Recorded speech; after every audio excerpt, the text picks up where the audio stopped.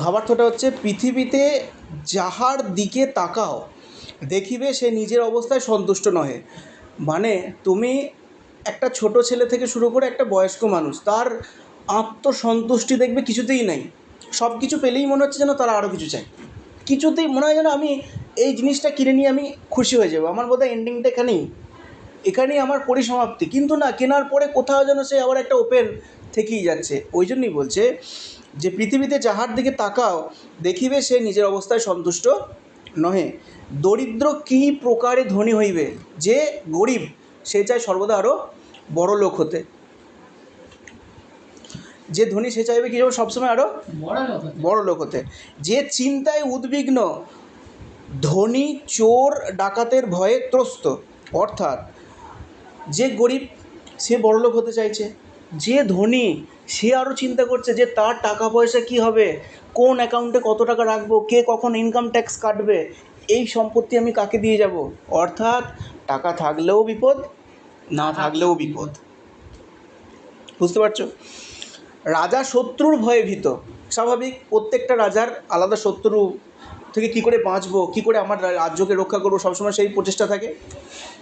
এক কথায় পৃথিবীতে এমন কেউ নাই যে পূর্ণ সুখে সুখী, অথচ কৌতুকের বিষয় পৃথিবী ছাড়িয়া যাইতেও কেহ প্রস্তুত নয়।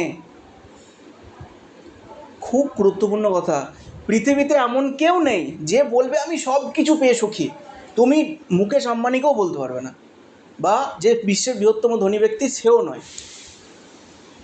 তারও ইচ্ছা আরও কী করে বিজনেসটা ইমপ্রুভমেন্ট করব। যে দরিদ্র সে চাইছে আর একটু করে নিজের কী করে আয়টা বাড়াবো যাতে একটু সুখে থাকতে পারি। তাই পৃথিবীতে কেউ সুখী নয়, আবার পৃথিবী থেকে কেউ ছেড়ে যেতেও প্রস্তুত নয়। কেউ কিন্তু মরতেও চায় না। বাঁচার জন্যে কত রকম ট্রিটমেন্ট, কত রকম পরীক্ষা, কত কী করছে। তাহলে মানুষের মধ্যে এই যে দ্বিধার দ্বন্দ্ব থেকেই যায়, এর কোনো মুক্তি নেই। মৃত্যুর নাম শুনলেই দেখি মানুষের মুখ শুকাইয়া যায়। মৃত্যুর নাম শুনলেই ব্যাস ভয়, স্বাভাবিক ব্যাপার।